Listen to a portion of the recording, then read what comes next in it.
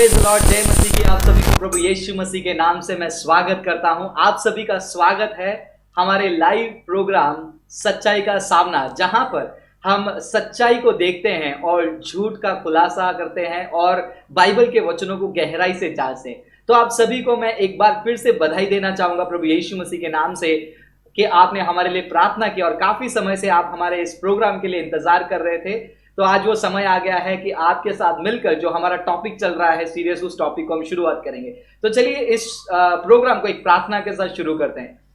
प्रभु परमेश्वर, हम आपको धन्यवाद स्तुति करते हैं। ये शाम के समय में, ये रात के समय में आपके चरणों में आते हैं। प्रभु, आपका वचन कहता है सत्य को जानो, सत्य तुम्हें आजाद करेगा। हाँ प्रभु, आपके सत्य को जानने वालों को आप आजाद करते आ रहे हैं, इसका गवाह इतिहास है। प्रभु, इस प्रोग्राम के द्वारा अनेक सत्यों को लोगों को पहुंचाने के लिए आप हमें मदद कर रहे हो, इसके लिए धन्यवाद करते हैं। आगे का 1 घंटा प्रभु आपके चरणों में सौंप कर देते हैं। टेक्निकल चीजें हो, इंटरनेट हो, प्रभु कोई भी बाधाएं, कोई भी दिक्कतें ना आते हुए आप हमारी मदद कीजिए, ताकि आपकी महिमा हम करें। और सुनने वालों के हृदयों को और दिलों को खोलने के लिए हम प्रार्थना करते हैं। और कॉल करने वाले भी प्रभु सीखने के उद्देश्य में कॉल करने के लिए हम प्रार्थना करते हैं। आगे का समय आपके प्यारे चरणों में सौंप कर देते हैं। यीशु मसीह के नाम से मांगते पिता, आमीन।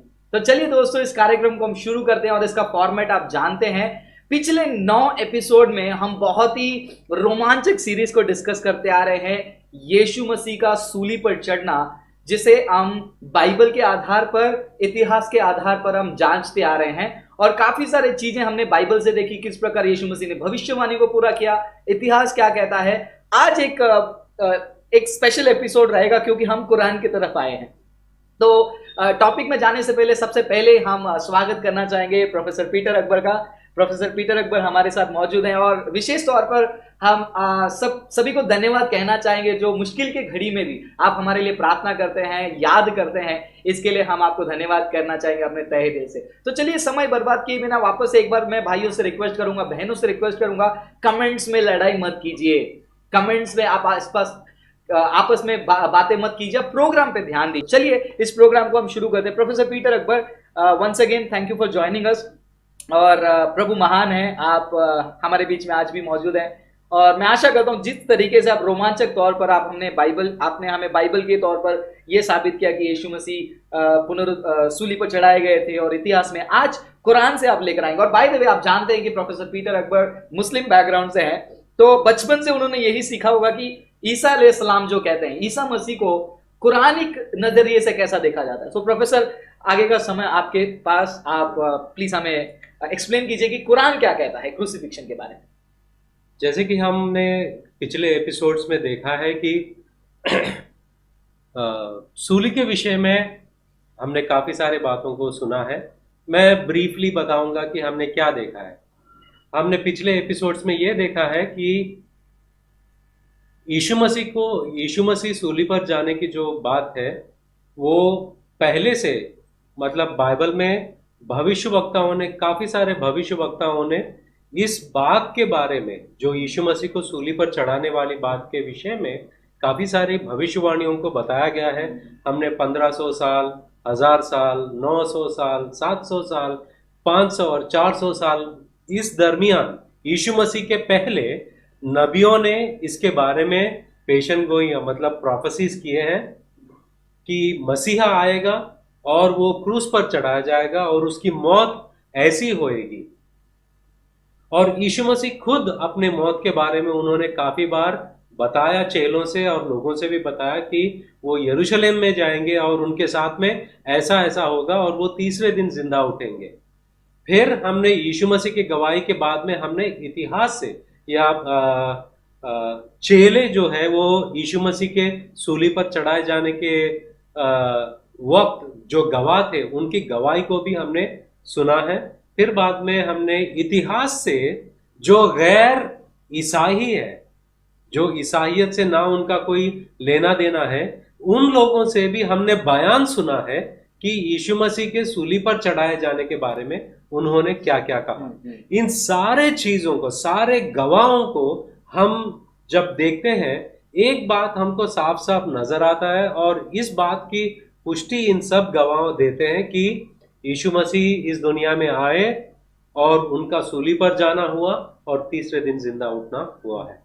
अब हम इस एपिसोड में यहां पर पहुंचे हैं कि यीशु मसीह का कत्ल और पुनरुत्थान होने के 600 साल बाद एक नबी आते हैं जिनको लोग इस नाम से जानते हैं, हजरत मोहम्मद। हजरत मोहम्मद 600 साल के बाद, यीशु मसीह के 600 साल के बाद में आते हैं और उनके जरिए कुरान लोगों तक, लोग समझते हैं कि ये कुरान जो है हजरत मोहम्मद के ऊपर नाजिल हुआ है या उनको ये प्रत्यक्षता मिला है। और उस कुरान में हजरत मोहम्मद ये कहते हैं कि कुरान 14 सूरा 157 और 158 ये दो वचन के आधारित पर यह कहा जाता है कि यीशु मसीह का ना तो कत्ल हुआ है ना तो सूली दी गई है। वहां पर अंग्रेजी में जब आप पढ़ोगे वहां पर आप ये देखोगे कि neither was he crucified nor he was killed, वमा कतलहु वमा सालिबू, मतलब ना तो उनको सलीब दी गई है ना तो उनका कत्ल हुआ है। तो यहां पर एक बहुत बड़ी चैलेंज है। एक तरफ जो है हजारों साल पहले के नबियों हैं, उनकी गवाही है, यीशु मसीह खुद की गवाही है, यीशु मसीह के गवाह जो चेले हैं उनकी गवाही है, और इतिहास का गवाही एक तरफ है, और एक तरफ 600 साल के बाद में हजरत मोहम्मद की गवाही है कि उनको सूली नहीं दी गई। दोनों एक दूसरे के खिलाफ है। इतने सारे गवाह कहते हैं कि उनका कत्ल हुआ है,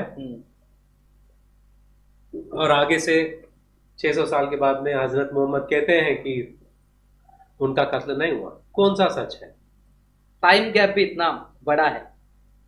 ये दो किताबें तो परमेश्वर से हो नहीं सकते, बिल्कुल, क्योंकि परमेश्वर के अंदर या परमेश्वर के वचन के अंदर इख्तिलाफ नहीं हो सकता। लाइक एक दूसरे के कॉन्ट्रडिक्टरी नहीं हो सकता, विरोधाभास नहीं हो सकता है।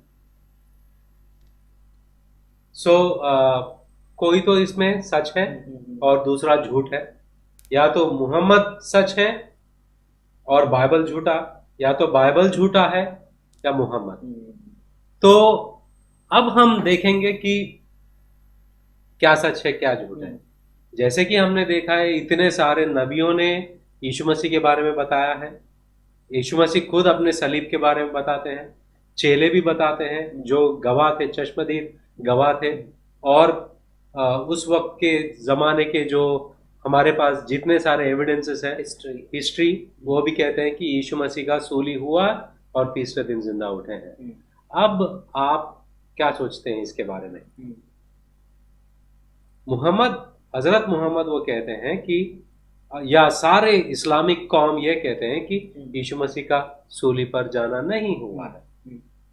और यहाँ पर मुझे ये बताया गया है कि बचपन से जब मैं छोटा था तब से मेरे मौलवी साहब जो थे और जो मस्जिद में और जितने सारे इस्लामिक उपदेशक थे, सब लोग ने ये कहा कि कुरान कहता है कि यीशु मसीह का कत्ल नहीं हुआ है, ना तो उनको सूली दी गई है। फिर क्या हुआ? बहुत अहम सवाल है। फिर क्या हुआ?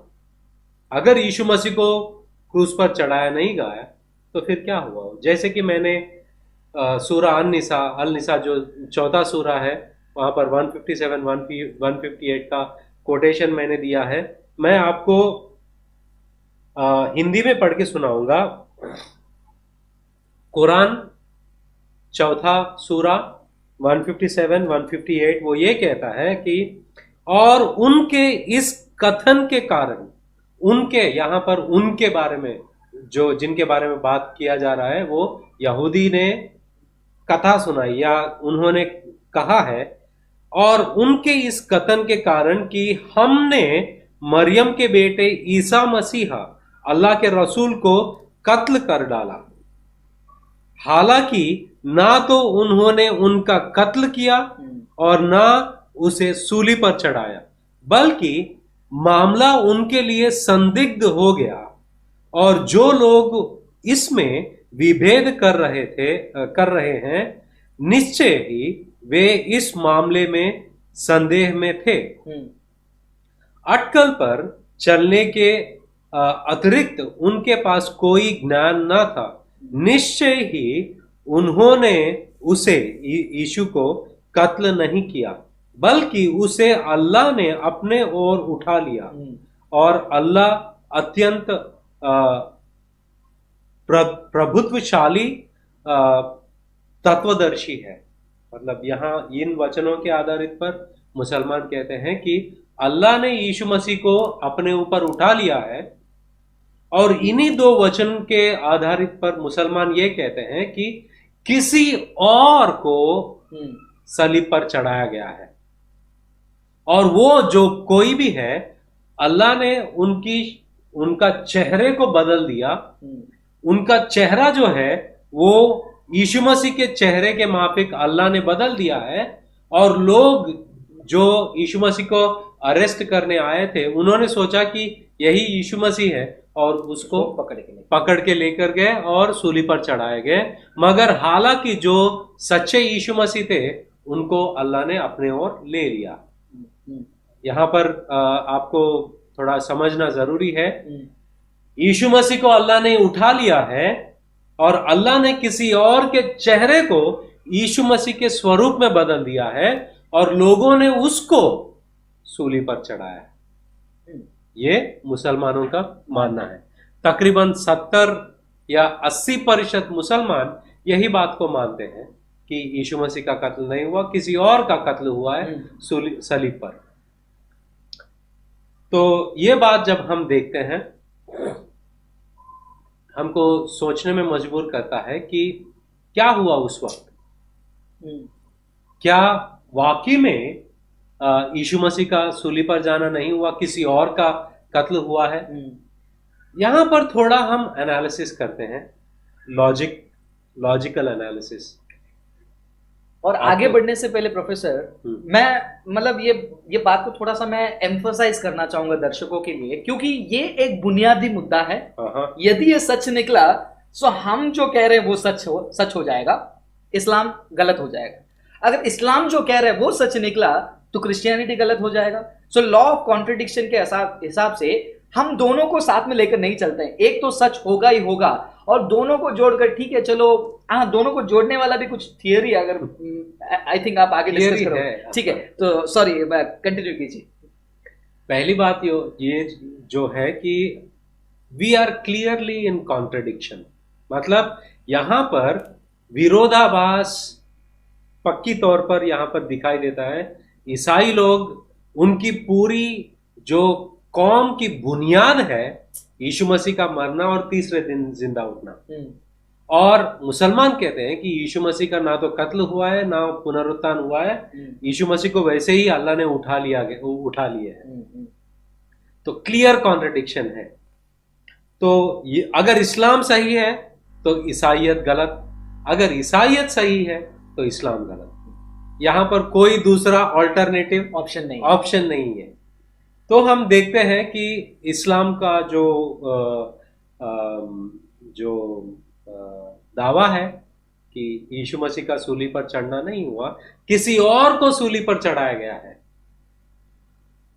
तो ये बात को जब हम देखते हैं कि किसी और को सूली पर चढ़ाया गया है, इसको हम थोड़ा एनालिसिस करते हैं। अगर समझो मुझे कुछ लोग अरेस्ट करने आए हैं और मुझे मार डालने के लिए आए हैं, इतने में मुझे अल्लाह ने उठा लिया है और मेरी जो शक्ल जो है उसका छवि जो है इनके ऊपर, फ्रांसिस के ऊपर डाला गया है।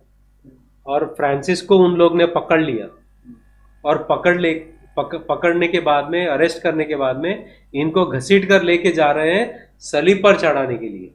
तो ये क्या कहेंगे? मुझे क्यों लेके जा रहे, मैंने क्या किया? ये आम तौर पर कोई भी कहेगा कि अरे बाबा मुझे क्यों लेके जा रहे हो, मुझे क्यों सलीब पर लेके जा रहे हो, मुझे क्यों मार डाल रहे हो। वो चिल्लाएगा, वो चीखेगा और कहेगा कि मैं यीशु मसीह नहीं हूं, बोलेगा कि नहीं? मैं नहीं हूं। दूसरी बात, इनकी जो बॉडी है और मेरी बॉडी, इसमें फर्क है कि नहीं? काफी ज्यादा है। काफी ज्यादा फर्क है। तो अगर इनको सूली पर चढ़ाएंगे तो उनकी मां देखेगी और ये इनका चेहरा तो मेरे बेटे जैसा लग रहा है, मगर बदन तो कोई मेल मिलाप नहीं है। कैसे ये यीशु मसीह है कि नहीं? मां तो पहचानेगी। चेले जो 3 साल तक यीशु मसीह के साथ में थे, चेले भी पहचानेंगे ये इनकी शक्ल दिख रही है मगर इनका बदन तो अजीब लग रहा है, ऐसा तो थे ही नहीं है। नेक्स्ट, अगर अल्लाह ताला को यीशु मसीह को बचाने का ही था, किसी और का शक्ल को बदलने की क्या जरूरत है? किसी और बेगुनाह इंसान को सलीब पर चढ़ाने की क्या जरूरत थी? बिल्कुल। जो कोई इल्जाम यीशु मसीह के ऊपर लगाए गए हैं, वो इल्जाम उनके ऊपर लागू नहीं होते जो दूसरा कोई भी इंसान है। अगर वो सूली पर चढ़ाए गए हैं तो ये तो ना इंसाफी हो गई। और इतना ही नहीं, जैसे आपने कहा कि अगर अल्लाह को यीशु को बचाना ही था, ईसा को बचाना ही था, तो वो जो एक्सक्रूशिएटिंग, जो उनको मारा गया, उनका फ्लॉगिंग हुआ, थूका गया, मारा गया, मतलब वहां से लेकर मतलब सब कुछ खत्म हो गया। बस बचा था कि जान निकलना है, क्रूज पे खीला मारना है। जितना एम्बेरसमेंट होना है वो तो खत्म हो गया है पहले ही। अगर अल्लाह को बचाना तो तब बचा सकते थे, क्रूज तक छोड़कर। इतना सब होने के बाद में क्यों बचाने का? ये मेरे को लॉजिक नहीं समझा एक्चुअली। तो हम देखते हैं कि यहां पर प्रॉब्लम है। प्रॉब्लम यह है कि जो यीशु मसीह को सूली पर चढ़ाया गया है, ये प्रॉब्लम हम इसलिए देख रहे हैं कि अगर परमेश्वर यीशु मसीह को बचाना चाहते थे तो पहले ही उठा लेते और लोगों को बता देते कि लोग जब उनकी तलाश करने लगेंगे कहीं पर भी दिखाई नहीं देंगे। ये तो और भी चमत्कार हो गया और लोगों को और उन पर यीशु मसीह के बातों पर यकीन आ जाता। अगर यीशु मसीह को उठा लिया गया है, ठीक है, तो हम ये बात कर रहे हैं कि कौन सच्चा है कौन झूठ है। 2 किताबें तो परमेश्वर की ओर से हो नहीं सकती। या तो बाइबल सच है या तो कुरान सच है, और दोनों सच नहीं। या तो बाइबल सच है या तो कुरान सच है। दोनों में से एक ही सच हो सकता है, दोनों भी सच नहीं हो सकते। बिल्कुल। अब हम देखते हैं कि जैसे कि हम लॉजिकल एनालिसिस कर रहे हैं, यीशु मसीह को अगर सूली पर चढ़ाया गया है और किसी और का चेहरे को बदल दिया गया है, ये मुसलमानों का मानना है। मगर कुरान के जो हमने आयतें पढ़ी है, चैप्टर 4 वर्स 157 एंड 158, यहां पर कहीं पर भी वो बात लिखा नहीं गया है कि किसी और का शक्ल बदल दिया गया है। कुरान में ये बात नहीं आती, ये लोगों ने समझा है। मगर एक्चुअली कुछ स्कॉलर्स ये कहते हैं, कुरान सिर्फ इतना कह रहा है कि यहूदी लोग ने यीशु मसीह का कत्ल नहीं किया है, ना तो उनको सूली पर चढ़ाया। जैसे कि ये जो अदला बदली होने वाली जो बात है, इसके बावजूद भी कुरान में ऐसे वचन हमको दिखाई देते हैं जहां पर हमको पता चलता है कि उससे हम ये अंदाजा लगा सकते हैं और बता भी सकते हैं कि एक्चुअली कुरान क्या कहता है। कुरान के 3 अध्याय और chapter 144, chapter 3 verse 144, it says, Muhammad is no more than an apostle, many were the apostles that passed away before him. मतलब हजरत मुहम्मद कोई अलग से नहीं है, उनके पहले जितने भी पैगंबर थे उनका मौत हुआ है। एक्चुअली अगर इस कुरान का आयत जो है, ये आयत का बैकग्राउंड जब हम हदीस में पढ़ते हैं, वहां पर हदीस में हमको पता चलता है कि जब हजरत मोहम्मद का मौत हुआ था उस वक्त लोग बहुत रो रहे थे, और लोग रो रहे थे और वो कह रहे थे कि हजरत मोहम्मद मर नहीं सकते। तब उनको शांत करने के लिए, तसल्ली देने के लिए हजरत मोहम्मद हजरत अबू बकर ये बात कहते हैं कि ये वचन कहते हैं कि Mohammed is no more than an apostle, the apostles prior to Mohammed have died. मतलब जितने भी भविष्यवक्ता मोहम्मद के पहले थे वो सारे लोग मर चुके हैं। यहां पर वचन कहता है कि अगर मोहम्मद से पहले सब लोग मर गए हैं उसमें यीशु मसीह का भी इंक्लूड होता है, होना चाहिए, होना चाहिए। अगर लोग ये मान लेते उस वक्त कि क्योंकि हजरत ईसा का मौत नहीं हुआ था तो ये भी पॉसिबल है कि हजरत मोहम्मद का भी मौत ना होता, ये अंदाजा लगा सकते थे लोग। इसलिए यहां पर अबू बकर के जरिए हमको ये वचन पता चलता है कि सब लोग मर गए और हजरत मोहम्मद भी मर गए तो खास नहीं है। तो यहां पर इस आधारित पर हम लोग ये आर्ग्यू कर सकते हैं कि कुरान चैप्टर 3 वर्स 144 ये भी इंक्लूड करता है। मतलब ये वचन से ये भी पता चलता है कि हजरत मोहम्मद के पहले सारे पैगंबर जो है उनका इंतकाल या मौत हुआ है और यीशु मसीह का भी मौत हुआ है और वो तीसरे दिन जिंदा उठे हैं। ये कुरान से हमको एक आयत मिलती है। दूसरा कुरान के आयत जो है 19वां अध्याय 33वां वचन, चैप्टर 19 वर्स 33, यीशु मसीह कहते हैं कुरान में, Peace be on the day I was born, the day I die, and the day I shall be raised up to life. हजरत ईसा कुरान में कहते हैं कि सलामती हो उस दिन जिस दिन मैं पैदा हुआ, जिस दिन मैं मरा और जिस दिन मैं जिंदा उठाया गया। ये 1933।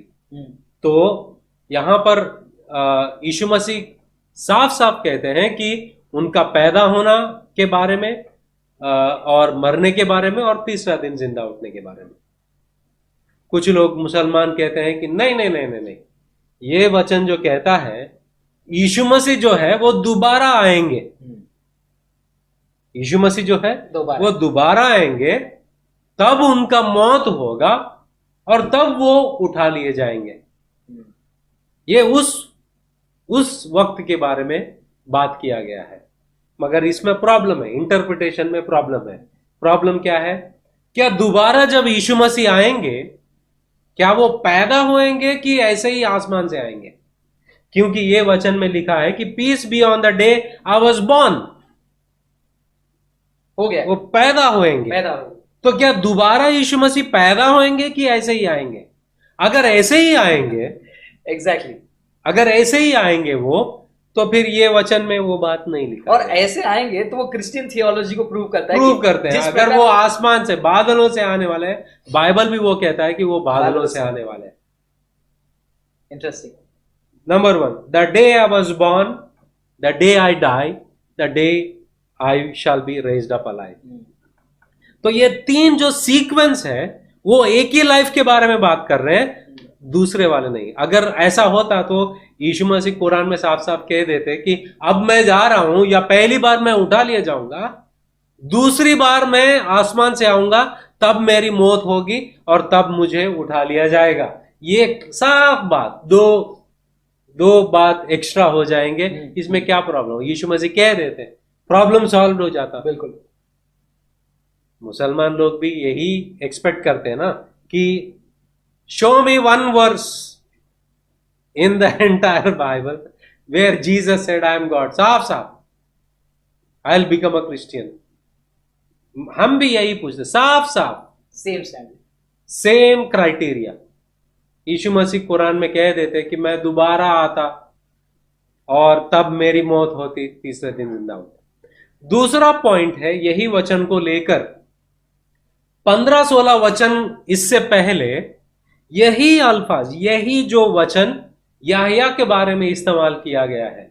याहया के बारे में भी ये कहा गया है कि सलामती है जिस दिन वो पैदा होंगे, मरेंगे और तीसरा दिन जिंदा उठेंगे। और दर्शकों के लिए मैं भी जो उर्दू और कुरान से ज्यादा मालूमात नहीं रखते हैं, जानकारी नहीं रखते हैं, यूहन्ना बपतिस्मा देने वाले के बारे में, जॉन द हाँ। बैप्टिस्ट, याहिया मतलब यूहन्ना बपतिस्मा देने वाला। कुरान में 19वां अध्याय 15-16 वचन में 15 वचन में याहिया जो बपतिस्मा देने वाला यूहन्ना के बारे में कुरान में लिखा गया है।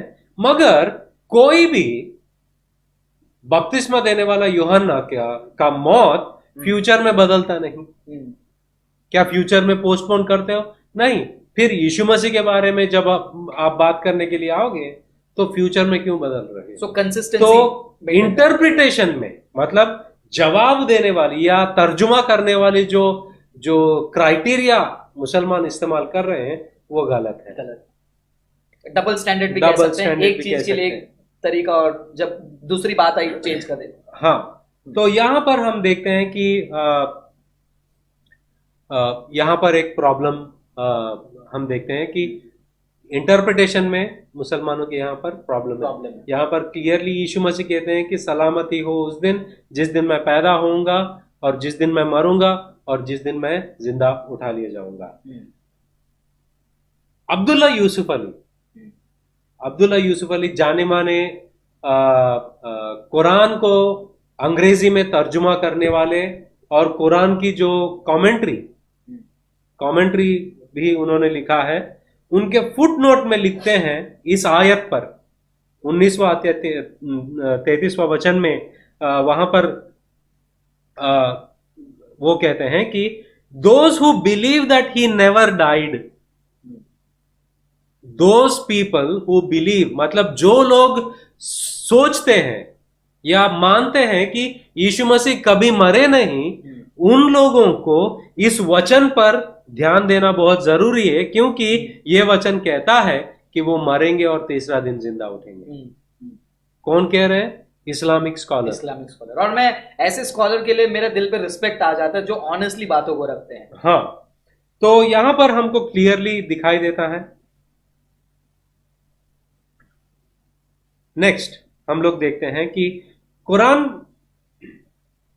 Chapter 3 verse 55, Quran chapter 3 verse 55, यहां पर देखते हैं कि अल्लाह यीशु मसीह से कहते हैं कि ओ ईसा, मैं तुम्हें मेरे तरफ उठा लूंगा। इसकल अल्लाह हुआ ईसा इन्नी मुतवाफिका। यहां पर अरबी में लिखा गया है कि ओ ईसा, मैं तुमको मेरे तरफ उठा लूंगा। यहां पर उठा लिए जाने के बारे में जो अरबी में जो वचन या शब्द है वो है मुतवाफिका, इन्नी मुतवाफिका। इस इन्नी मुतवाफिका में से अल्फाज आते हैं वफात या तवाफा। वफात, तवाफा, ये जो अल्फाज है, ये जो शब्द है, इसका अर्थ ये है कि मौत देना। तो यहां पर वचन साफ साफ अरबी में कहता है कि ओ ईसा, मैं तुमको मौत दूंगा और तुमको मैं मेरे तरफ जिंदा उठा लूंगा। एक वचन है कुरान चैप्टर 5 117 वचन में, अंग्रेजी में ऐसे कहते हैं कि never said did I to them aught except what thou didst command me to say। Allah Yeshu Masih से पूछते हैं कि ओ ईसा, क्या तुमने लोगों से कहा कि मुझे और मेरी मां को अल्लाह के साथ में जोड़कर तुम्हारी आराधना किया जाए? तो यीशु मसीह कहते हैं कि मैंने किसी से भी ये बात ना कहा, ना तो किसी से कहा। जब तक तुमने मुझे उठा लिए गए हैं तब तक मैंने किसी से भी ये बात ना कहा। यहां पर भी कुरान में ये बात का इस्तेमाल किया गया है, तवाफयात नहीं, तवाफा का इस्तेमाल किया गया है। मतलब जब तक तुमने मुझे मौत देकर उठा लिए जाने तक मैंने ये बात किसी से भी कहा नहीं। तो साधारण तौर पर ट्रांसलेशन पढ़ने वाले नॉर्मल ट्रांसलेशन इसका ऐसा होना चाहिए, अल्लाह यीशु मसीह से कहते हैं कि मैं तुम्हें मौत दूंगा और तीसरे दिन जिंदा उठा लूंगा। और वहां पर यीशु मसीह कुरान चैप्टर 5 और 117 वचन में लिखा गया है कि जब तक तुमने मुझे मौत देकर उठा नहीं लिए तब तक मैंने ये बात किसी से ना कहा। यहाँ दोनों जगहों पर यीशु मसीह कहते हैं कि मेरी मौत होगी, मुझे तीसरा दिन जिंदा उठा लिए जाएंगे। इन दोनों जो दोनों जगहों पर वहां पर साफ साफ दिखाई देते हैं कि यीशु मसीह और अरबिक जो तर्जुमाकार जो होते हैं, अंग्रेजी में जब वो तर्जुमा करते हैं, सिर्फ उन्होंने ये लिखा है कि उठा लिए जाएंगे, मगर उन्होंने ये तर्जुमा नहीं किया कि उनकी मौत होगी फिर उनको उठा लिया जाएगा। रशद खलीफा वो ट्रांसलेट करते हैं कि I am terminating your life, raising you up to me. Shakir का ट्रांसलेशन है when you terminated my life on earth. और आगे जाके शेर अली का ट्रांसलेशन है, अल्लाह कहते हैं कि I am going to terminate the period of your stay and cause you to ascend on to मी।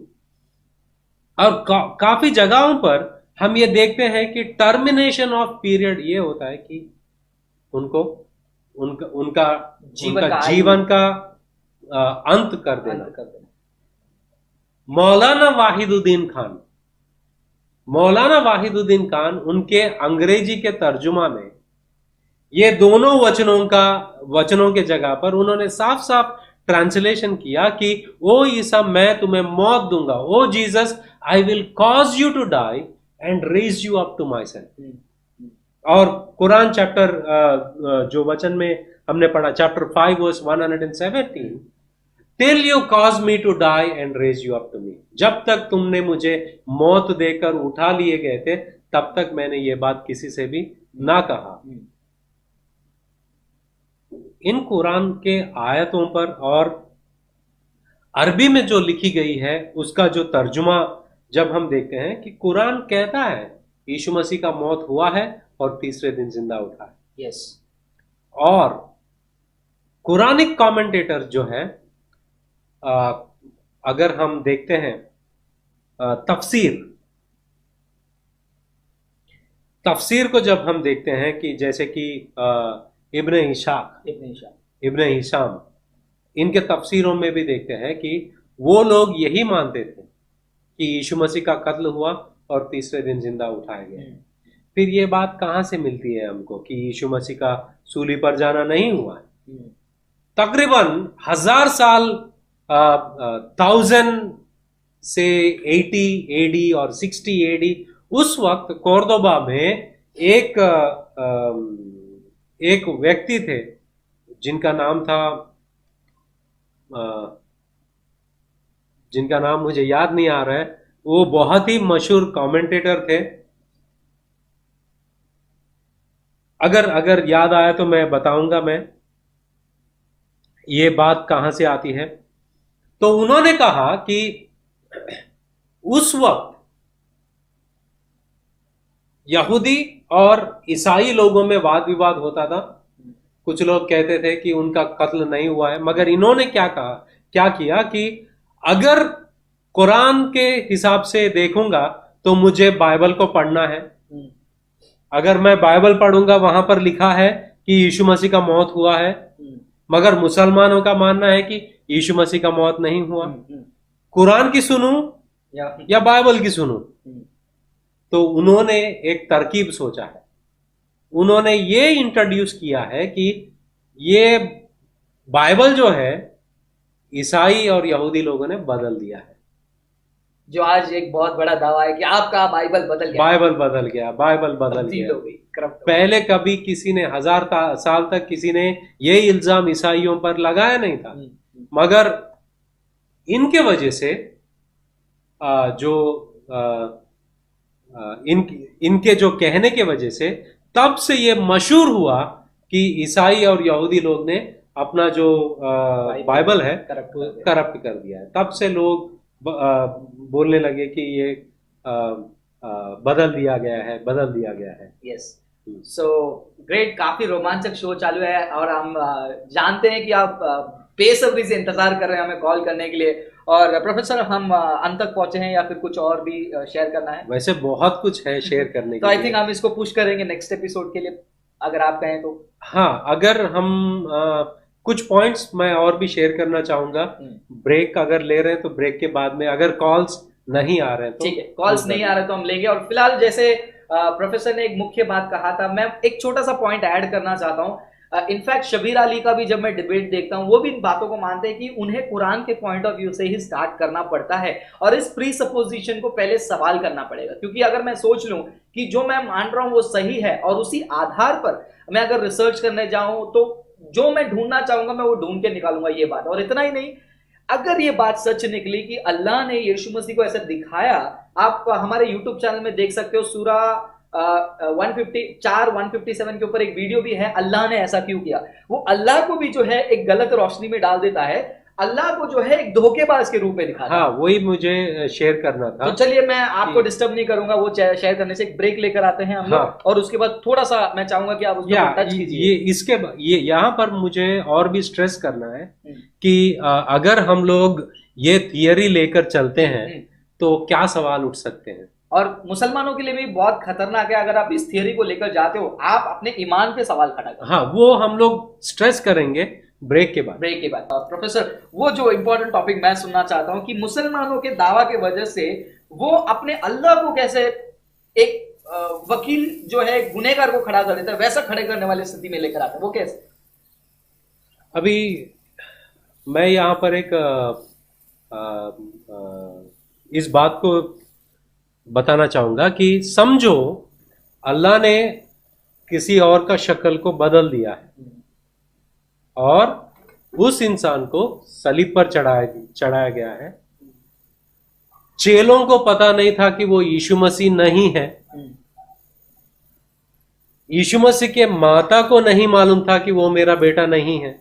सब लोग ने यही सोचा कि वो यीशु मसीह है। और रोमा के जो सैनिक है उनको भी लगा कि ये यीशु मसीह है। सारे यहूदी कौम को यही लगा कि वो यीशु मसीह है। मतलब वहां पर एक भी इंसान नहीं था जो ये जानता था कि ये यीशु मसीह नहीं है। सब लोग यही सोच रहे थे कि वो यीशु मसीह है। ठीक है, ये मुसलमानों का दावा है। वो यीशु मसीह नहीं थे, ये बात हमको 600 साल के बाद में पता चला। कितने साल के बाद? 600 साल के बाद में हजरत मोहम्मद के जरिए हमको पता चला कि वो यीशु मसीह नहीं है। ठीक है, ये थियरी को हम लोग थोड़ी देर के लिए सही मान लेते। तब क्या हुआ? चेलों ने देखा यीशु मसीह तो मर गए, हमारे लिए मर गए। तो उन्होंने सारे संसार में जाकर ईसाइयत को फैलाया है ये बात कहकर कि यीशु मसीह सूली पर मरे और तीसरे दिन जिंदा उठे। यीशु मसीह की मौत हो गई है। और सारे इस बयान का असर इतना फैल गया कि करोड़ों लोग ईसाई में बदल गए हैं। तो आज मैं ईसाई हूं तो उसका कारण मैं नहीं हूं क्या? अगर ये लॉजिक से चलूं, तुम नहीं हो। तो इन सारे ईसाई को या ईसाई लोगों को किसने धोखा दिया है? धोखा इन सारे ईसाइयों को किसने दिया है? किसने इन सारे ईसाइयों को यह समझने में मजबूर किया कि वो यीशु मसीह है जो सूली पर मरे हैं? अगर हम मुसलमानों का थियरी को एक्सेप्ट कर लेंगे तो उनको ये बात मानना पड़ेगा कि अल्लाह ताला ने इन सारे लोगों को धोखा दिया है। क्या अल्लाह ताला या खुदा ताला किसी को धोखा दे सकते हैं?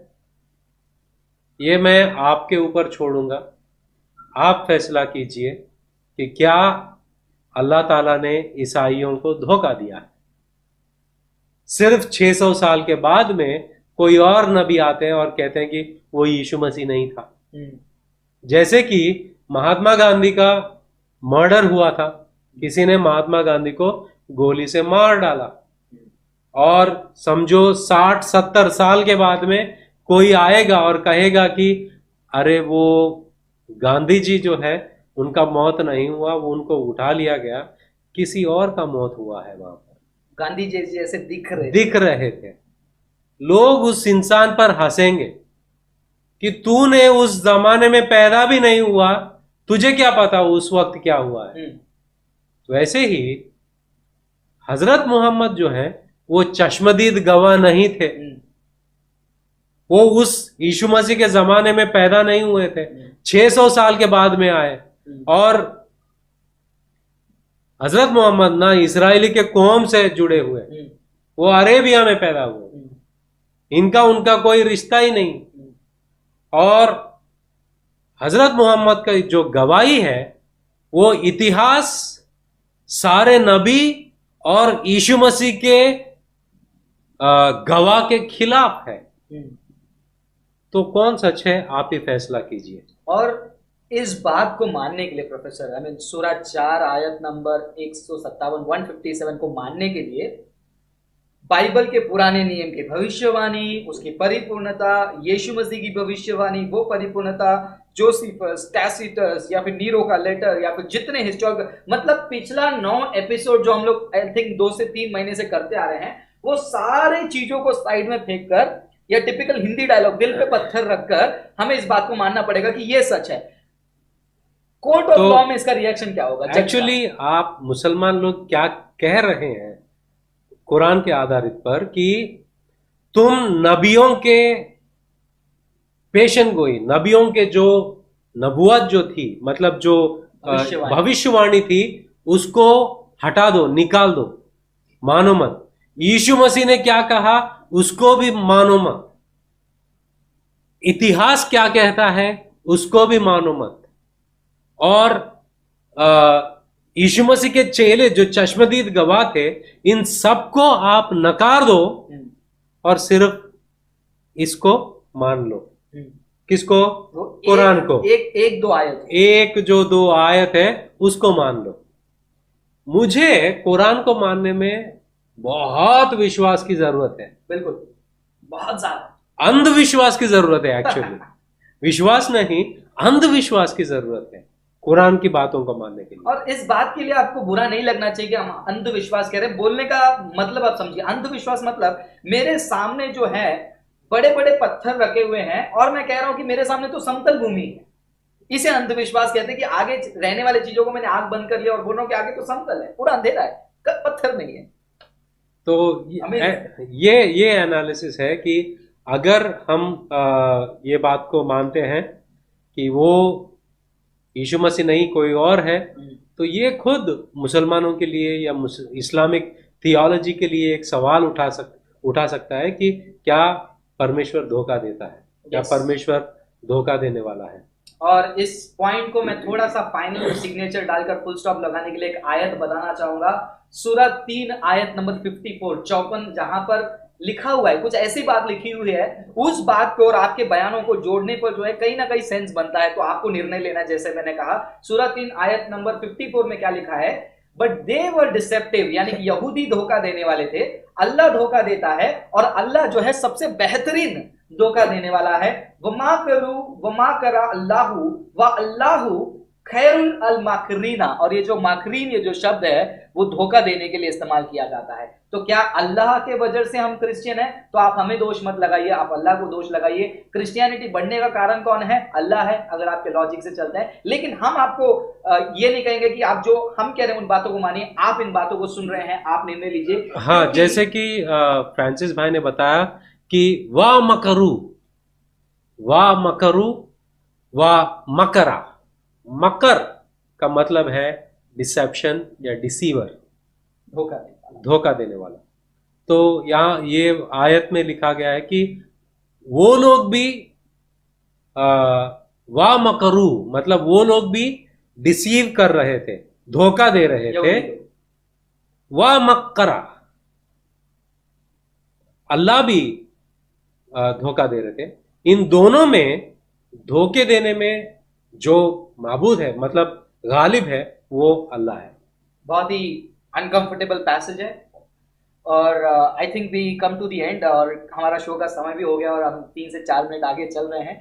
सो प्रोफेसर, आप कुछ लास्ट पॉइंट ऐड करना चाहेंगे या फिर हम इस कार्यक्रम को मैं सिर्फ यही बताना चाहूंगा कि बाइबल में जो यीशु मसीह के बारे में लिखा है वो नबियों ने जो कहा है, यीशु मसीह ने जो कहा है, और इतिहास जो कह रहा है, इन सारे चीजों का प्लेन रीडिंग, मतलब नॉर्मल तरीके पे जो जब हम फॉलो करते हैं, इसका नतीजा यही निकलता है कि यीशु मसीह मरे और तीसरे दिन जिंदा उठे। और उसका वजह यह है कि आप और हम उद्धार, अनंत काल का जीवन, हमारी गुनाहों की माफी के खातिर यीशु मसीह को मरना पड़ा और तीसरे दिन जिंदा उठना पड़ा। और इसके अलावा दूसरा कोई थियरी जो है, उसके लिए उनको साबित करने के लिए बहुत कुछ सबूतों लेके आना जरूरी है।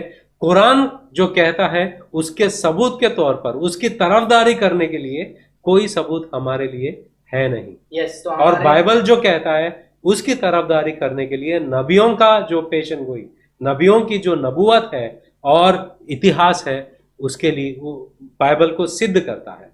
तो हमारे मुसलमान भाई बहनों को मैं दावत देना चाहता हूँ, सच्चाई की ओर आइए और हक को जानिए। हक तुम्हें आजाद करेगा और हक तुम्हें जो है जन्नत तुम्हें आश्वासन के साथ दे सकता है। तो आपको निर्णय लेना है कि हक आपको चाहिए या फिर आपका बेबुनियाद विश्वास आपको चाहिए। तो चलिए, इस कार्यक्रम को हम यहीं पर रोकेंगे नहीं, क्योंकि अभी काफी सारे ऑब्जेक्शंस हैं। काफी सारे मुसलमान भाई बहनों के दिमाग में होता होगा कि यीशु मसीह यहाँ गए थे, वहां गए, और ये टॉपिक को हम अगले एपिसोड में हम डिटेल में जाएंगे कि और क्या क्या ऐसे बातें हैं जिसके वजह से कुछ मुसलमान भाई आज भी कंफ्यूज है इस टॉपिक को लेकर। तो अगले एपिसोड में हम आपसे दोबारा मिलेंगे इसी टॉपिक पर, crucifixion in the light of Quran, यानी कि यीशु मसीह को सूली पर चढ़ाने का मुद्दा कुरान के आधार पर। तो आज का कार्यक्रम यहीं पर हम समाप्त करते हैं और हम धन्यवाद करना चाहेंगे प्रोफेसर पीटर अकबर को। थैंक यू वेरी मच, आप हमसे जुड़ रहे हैं, और आपसे विनती करेंगे कि इनकी सलामती के लिए प्रार्थना कीजिए, चाहे शारीरिक ताकत हो या फिर आत्मिक ताकत हो। आप प्रोफेसर पीटर अकबर के लिए,